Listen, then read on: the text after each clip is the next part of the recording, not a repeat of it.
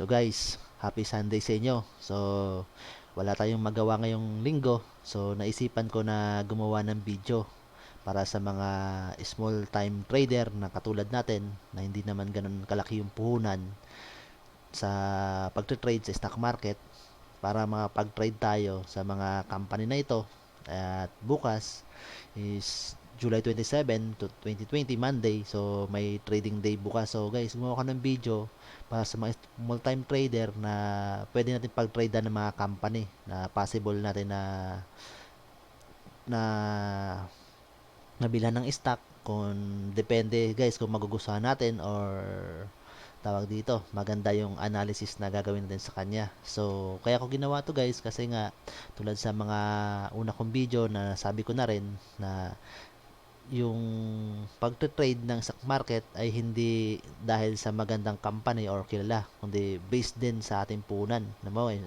Halimbawa guys, may punan na tayo na 5,000, 10 to 10,000 or more than almost 15. So, ano mga dapat natin mga company na bibilhin? So guys, simulan natin ang video guys. So, nandito yung ilan sa mga company guys, yung HC, yung Ayala Logistic Holding, yung Apex Mining Company, dito Semi Holding, Green Energy Holding, FNI, Global Ferronickel Holding Incorporated, Metro Pacific Investment or MPI, Nickel Asia Corporation, Petron or Picor, SSI Group Incorporated, at saka Semicon Philippines. So, tingnan natin to guys, yung video tayo at simulan natin guys. So, tayo na guys. Konting intro muna tayo guys.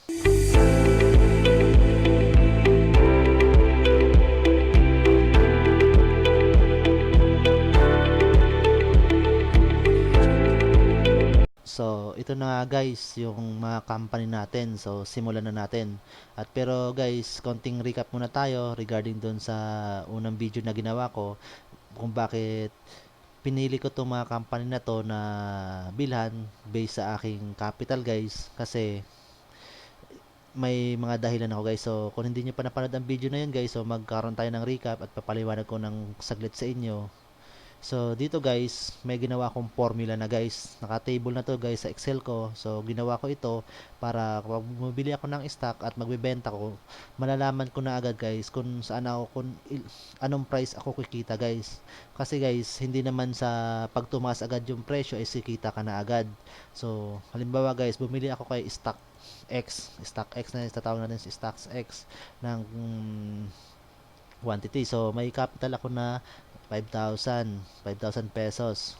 So, mabibili ko lang sa kay StockX sa halagang 5,000, may buying price siya na 1.2 pesos guys. So, mabibili ko lang sa kanya is 4,000 share guys. So, kasi 4,000 share lang mabibili ko kasi nga hindi naman siya 1.2, so hindi siya pag divide mo siya ng sa 5,000 yung 1.2 is nasa 4,000 na naman. So babayaran mo kasi is 4,800. So may babayaran ka pa na broker commission guys na kakalaga ng 0.25% ng buying cost or may minimum siya na 20 pesos guys. So sa BAT naman guys, 12% yan ng commission ng broker, then yung babayaran mo sa yung tinatawag na SCCP or part sa stock market, so may 0.01 0.01% to guys. So ang total na mababayaran mo dyan guys sa binili mong stock is 4,822.88. So, ang nadagdag guys is 22 pesos and 88 centavos. So, hindi naman totally guys na pag tumaas tong presyong ito na 1.21 is kikita na tayo agad. So, kaya may formula tayo. So, 1.21, so may malulugi ka pa rin guys. So, kapag tumaas lang to ang price na to guys ng sa 1.02, so tumataas lang talaga siya na base dito sa lot table guys, per up niya or down niya is between sa price na 0.50 to 4.99, ang price niya is 0.01, so tumataas lang siya na 0.01 guys. So susunod yan is 1.21 to 1.22, basta up and ang pagbabago ng presyo niya guys is tataas na lang siya ng 0.01. So sa anong halaga mo guys na maibebenta to at para kumita ka. So, kung isipin mo, sa 1.21, lugi ka pa rin ng 34.80 pesos. So, sa 1.22 guys, so, may tinubo ka na. So, 4.95. So, hindi pa naman siya siguro kung para sa'yo, hindi pa sapat to kasi kung ikaw isang trader, so ang minimum mo is 8% to 12% ang gusto mong kumita. So, magkano natin ibebenta to guys? So, kung ibebenta mo 1.3 sa guys, so 323, so 5,300 pesos out of 5,000 guys, ilan percent siya? Para makuha natin ang 8% guys, so wala 6% pala siya guys. So ang mangyayari niyan guys, mabebenta natin siya na 1.35. So sa 1.35 guys, so siguro sapat na siguro ito guys. 500. So 10% naman siya guys kung iisipin natin. So kung kikita na tayo ng 10% kung pagmula sa 500. So kaya ito yung pinipili ko guys, nasa 1.2. Kasi guys, kung 5,000 lang yung pera nyo, tapos bumili ka na yun ng share na stock na may halaga na sa mga blue chip company, at bumili tayo sa mga nagkakalaga ng 10 pesos or up, so may minimum siya na lot size na 100. So kung bumili tayo sa 5 pesos guys, so hindi yan saktong 5,100 ang mabibili natin guys. So 1,000, so sabi natin 900 kasi 1, so 4,500. So magkano yung kikitain nyo guys? So ang pagbabago niya sa guys, so niisipin natin dito sa ating board lot table na pinagbabasihan, 5 pesos to 9.99 is 0.01 lang din guys. So magbabago siya ng 0.01. So kailan mo pa siya mabebenta para lang makuha mo yung mabawi mo yung broker commission. So guys, siya nga pala guys, bukod sa pagbili mo, sa pagbenta mo rin is magbabayad ka rin ng broker commission sa yung VAT na babayar mo, at may dagdag siya na yung selling tax guys na SST na tinatawag, or selling tax na tinatawag to guys. So itong SST guys, so ito guys is 0.60% ng total selling cost mo. So babayaran mo ulit yan guys. So kung ito nga, nabili tayo kay Y guys, so 900, so 5 pesos. So pag nag-tick size, sabihin mo nagbago ng 5.05 guys, lugi ka pa rin guys. So iisipin mo 1.05, 8.05, so kung 5.15 hintayin natin, so saka ko lang kikita guys. So napakaliit para babawiin tong, kung gustong mong kumita ng 8% to 12%. So gusto mong 500 guys, so kailangan mo siya maibenta ng 5.4. So hindi pa nga guys sa 5.4, 6 pesos. So pwede na rin sa 5.8 siguro. So 5.8 or 5.7. So compare mo naman dito guys. So sa 1.2 na 1.35, or almost sa maximum 1.35 sa 5 pesos na 5.8. So 0.8 ang kailangan mo. So yun guys, kaya ako bumibili guys based sa aking capital guys. So simulan na natin guys tong mga company na dapat natin bilhin. So naipaliwanag ko na sa inyo kung bakit ko bumibili ako dito is based sa aking capital, na nag-range na ako sa price na 1 pesos or ever small, o mas maliit pa sa 1 pesos guys, or dito sa 0.5 to 4.99, dyan lang ako bumibili guys. So hanggat maaari hindi ako bumibili sa mas mataas na tataas pa dito sa 5 pesos. So yun nga guys, tingnan guys, balikan. So ito mga company to guys, so gagawin natin ito ng technical analysis guys ngayon kung bakit ito na mga pili ko. So hindi ko naman ibig sabihin guys na ito yung pinili ko, dito nyo rin bumili. So ako naman guys, kaya napili ko to kasi dito lang ako lagi nagre-trade sa mga company to. Kumbaga ito lang mga binabantayan ko. So sa tuwing nagre-trade ako sa mga maliliit na company. So tayo na guys, simulan na natin. So punta tayo sa Instagram. So unahan natin si all All HC. So si Ayala Logistic Holding. So kung ating pagbabasehan si Ayala Logistic Holding guys, based dito, ito yung mga kwan guys, yung ginagamit kong mga technical method sa analysis is yung ADX para malaman ko yung trend ng isang stock. So kung uptrend siya o downtrend siya, may possible na uptrend or downtrend siya. Saka itong si MACD, kung may malalaman natin to guys, kung may pagtaas sa kanyang presyo, at ditong si RSI sa pagtaas at ng presyo din to guys. So kung kino-combination ko to guys, so minsan guys si MACD sa ADX lang minsan ang tinitingnan ko, or either sa candle.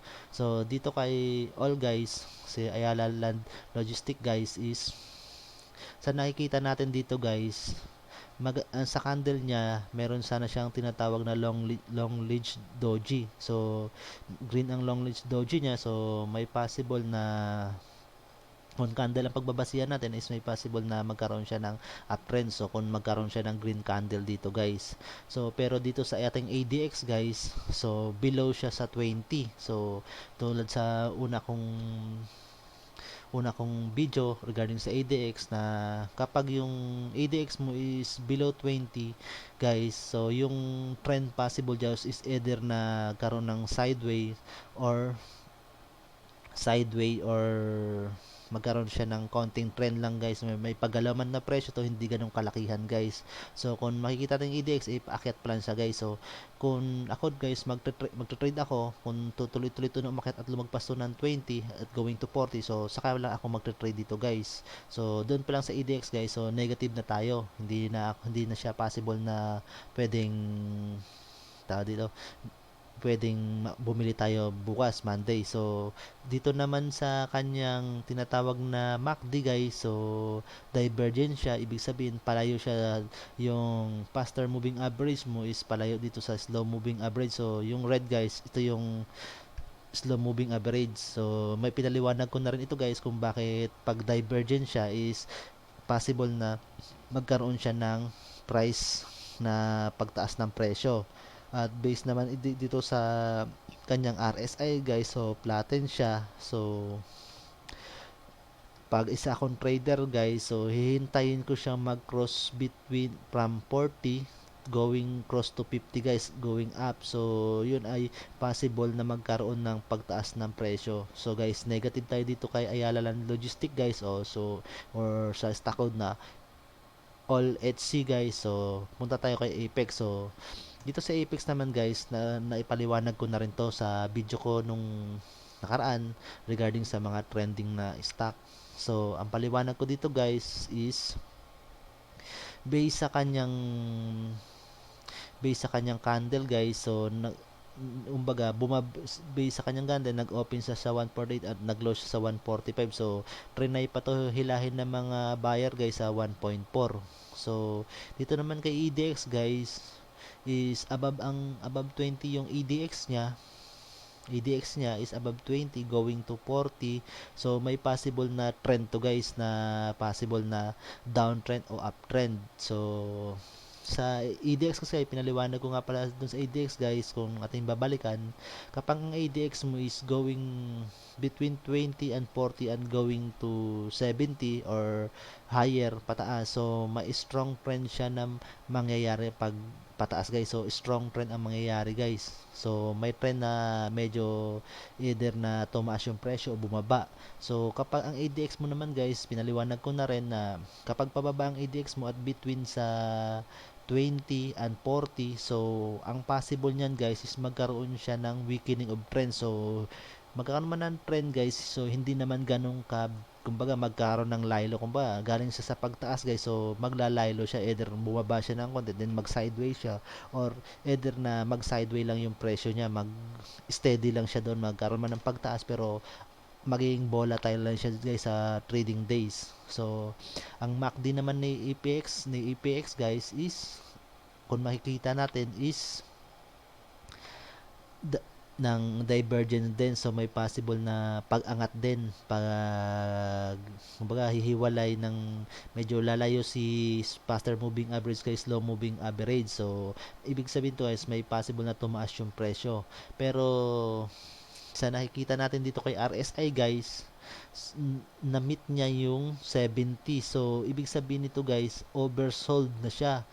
Kumbaga oversold na siya pag lumagpas yung RSI mo, yung sa napaniwanag ko nga sa aking video, is pag nag-above 70 siya, so ibig sabihin oversold siya guys. So, kakailanganin pa ni, kumbaga kakaroon siya si RSI na maaaring bumagsak yung presyo guys. So kung makikita nyo rin guys, yung mga buyer is mas marami sa seller, so para mag-iipon pa siya guys. So may possible guys na magkakaroon to ng downtrend. So negative tayo dito guys na mag-trade ngayong linggo sa next week. So hintayin na natin ang mangyayari guys. So sumunod guys is si Dito. So si Dito naman guys, since maganda naman ang kanyang ngayon, ang kanyang fundamental, kasi mag-open siya na mag-ooperate na siya. So tapos na rin siguro ang pagte-test ng kanyang mga cell site. So may possible na ngayong August guys. So sinasabi nga na mag-ooperate na to guys. So kung titingnan natin guys, green candle siya. So may possible sa candle ang pagbabasihan natin, green. So kung magkaroon pa to ng green guys, so magkaroon ng pagtaas ng presyo. At kung ADX naman ang titingnan natin kay dito guys, mapapansin natin, so above 20 siya, 21s, pero flatten siya. So may possible guys, kung magkaroon to ng uptrend guys, so may possible na magkaroon siya ng trend. At yung MACD niya, kung nakikita nyo, so parang steady lang din. So hindi lumalayo si faster moving average dito kay slow moving average. So parang possible na magkaroon ng sideways guys. So ito rin yung RSI niya is nasa 40 pa rin. So kung isa kang trader, so kung gusto mo talaga magkaroon ng, masabing magkaroon ng uptrend to guys, so hintayin natin mag-break yung 50 guys. Mag-break siya sa 50. So dito guys, ang maging masasabi ko dito is siguro kapag bukas magkaroon siya ng magandang candle, green candle, at ang kanyang mga graph na to is ito ay mag-uptrend, at ito ay magkaroon ng divergence guys. So kung ito guys, ang MACD nito ay nagkaroon ng convergence, umaga going up siya, pero at magkocross siya dito kay slow moving average, si faster moving average. So guys, may possible na ito guys is magkakaroon ng pagbaba ng presyo. So si dito guys, so maganda rin nating bantayan to guys. So ito naman si FNI guys, o si Global Ferronickel, uptrend din siya. So maganda rin ang kanyang fundamentals ngayong linggo, kasi yung nga sa mga pinabuksan na mga mining company na pinasara nung nakaraan na secretary, ko hindi natin babanggitin, so kilala nyo na siya. So kung titingnan natin ang kanyang MACD guys, at ito naman guys, marami naman nagsisell dito guys sa kanyang volume. So maganda ang kanyang volume, maraming nagkaroon ng selling. So ang kanyang ADX guys is going up. So pag nagtuloy-tuloy to guys, so at sumusunod itong si MACD guys, yung MACD niya ay sumusunod, nagbe-break dito sa yung si faster moving average, magkaroon ng divergence kay slow moving average. So may possible siya guys na tumaas ng price, at siguro pataas talaga yung price yun nito guys. At kung makikita naman natin yung kanyang RSI is going up din, at na-break niya si 60. So pag may possible to guys na tumaas ang presyo nito guys. So bukas Monday, so magandang bantayan din ito guys, ang isa sa mga stock na to. So sumunod guys is si green. So si green naman guys, nagkaroon din siya ng green candle, at nagkaroon din siya, medyo maganda na rin ang volume niya, nagkakaroon siya ng volume. Pero ang problema natin dito guys is ang kanyang ADX. So si ADX guys is going down. So sinabi ko nga, kapag ang ADX mo is between 20 and 40 at going down, so magkakaroon siya ng konting pagkuha ng trend guys. So pagbagal ng kanyang trend, so either umangat ng konti to, or bumaba pa bukas, possible.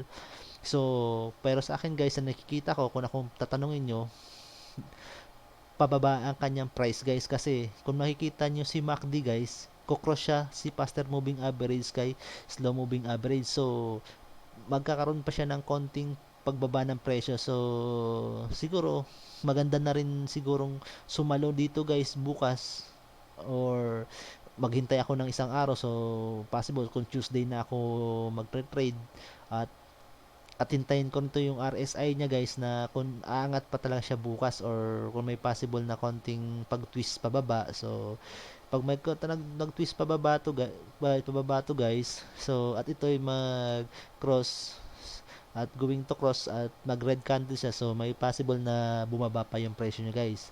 So sa MPI naman guys, alam natin is negative siya, bababa siya, at nakikita ko sa kanyang candle guys is halos nag-form siya ng single pattern candle.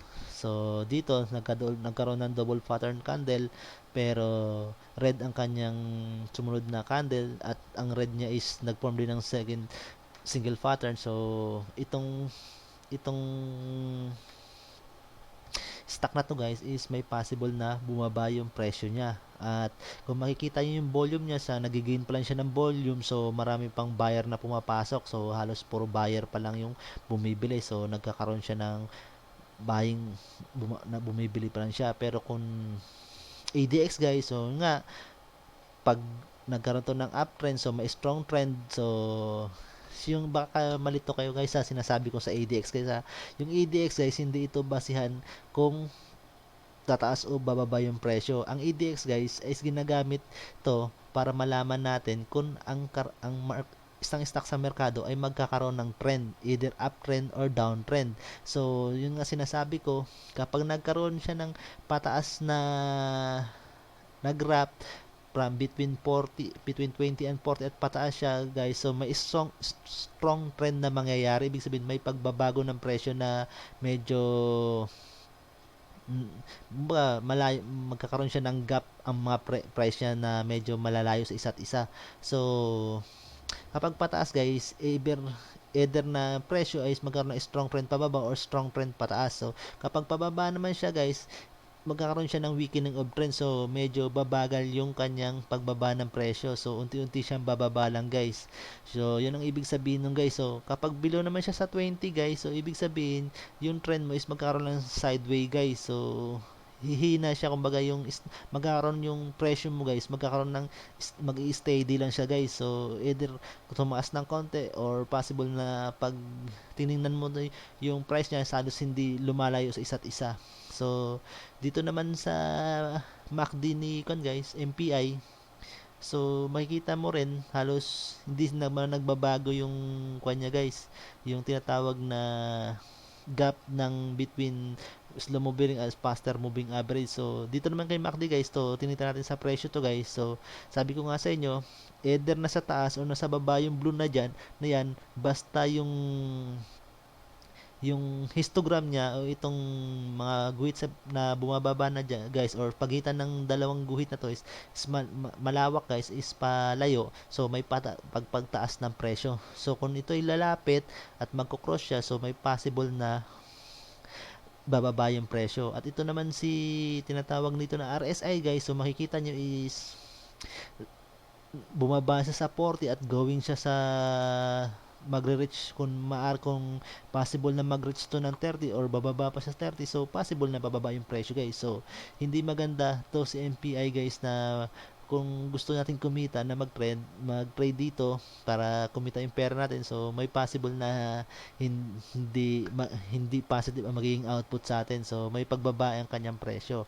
So kay nickel guys, so tulad ng sinabi ko kay FNI, kay Pero Nickel, Global Pero Nickel, halos magkapadala naman to, is yung nga maganda yung fundamental, at ito naman yung EDX niya is pataas. So kung magtuloy-tuloy, magkaroon ng strong trend, at kung itong yung faster moving average niya is lumayo kay slow moving average dito sa MACD, so may pagtaas ng presyo. At ito naman, so kay RSI, going to 70 siya. So kung ma-break niya yan guys at mag-oversold siya, so may possible guys na may konting pagtaas to guys ng presyo ngayong linggo na ating babantayan guys. So baka tumaas ang presyo nito guys.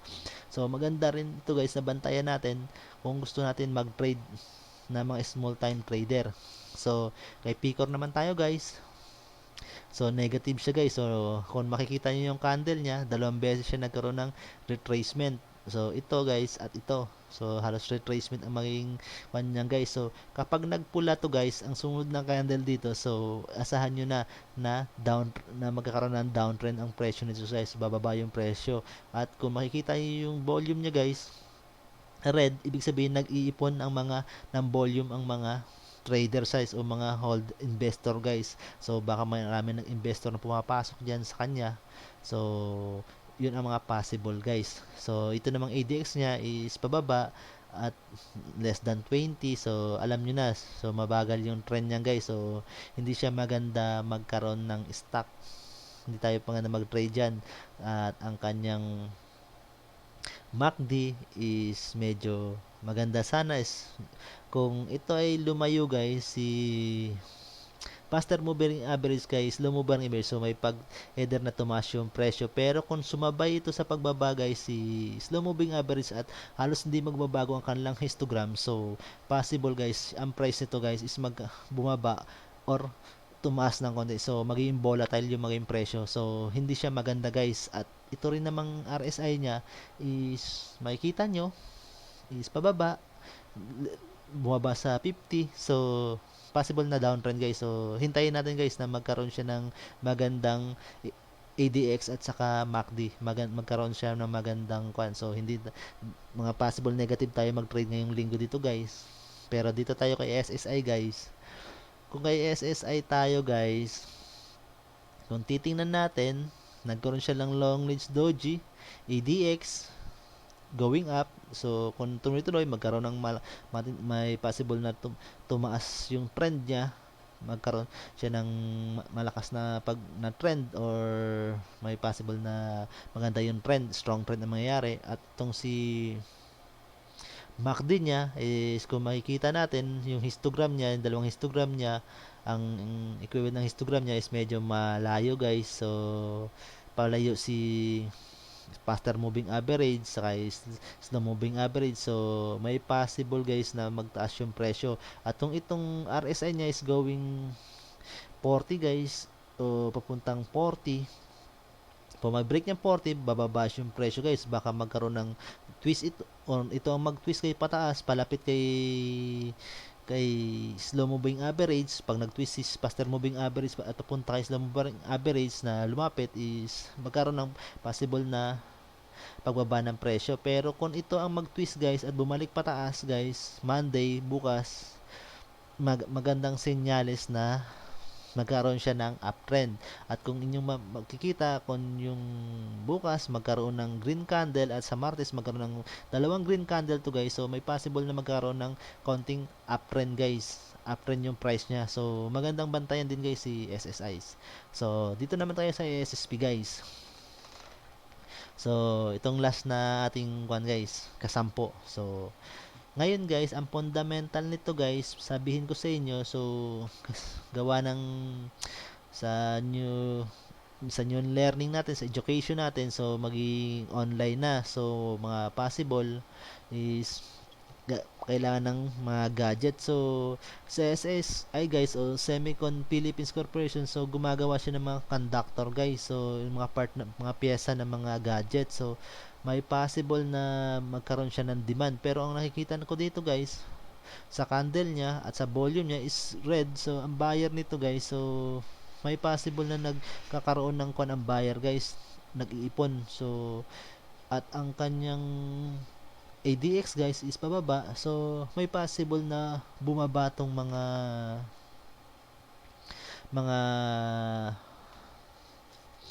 yung presyo niya guys. So ganun din sa kanyang MACD guys. So halos sumasabay ng paggalaw halos yung flow ng galaw ni slow moving average ay sumasabay lang kay faster moving average.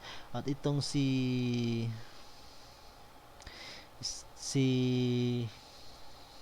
RSI, hindi niya na-break si 50, si RSI 50. So, nagkaroon siya ng twist nung Friday. So, bumaba siya. So, ang possible nito guys, maganda rin siyang bantayan. Magkakaroon siya siguro ng kaunting pagbaba guys ng presyo. So, either next week or this week. So ating tingnan kung maganda ating mag-trade dito guys. So ang nakikita ko ngayon guys na pag-trade na natin, so tulad ng sinabi ko, si FNI saka si nickel possible na tumaas guys, at si green kung makikita natin, si green naman guys may konting pagbabalan to, pero sa tingin ko kapag nag-cross bukas ang MACD nito guys, so Martes, so either magkaroon siya ng gain, magkakaroon tayo ng konting gain na dito siguro pag bumili tayo ng stock. So may tatlo tayong nakita na potential guys, FNI,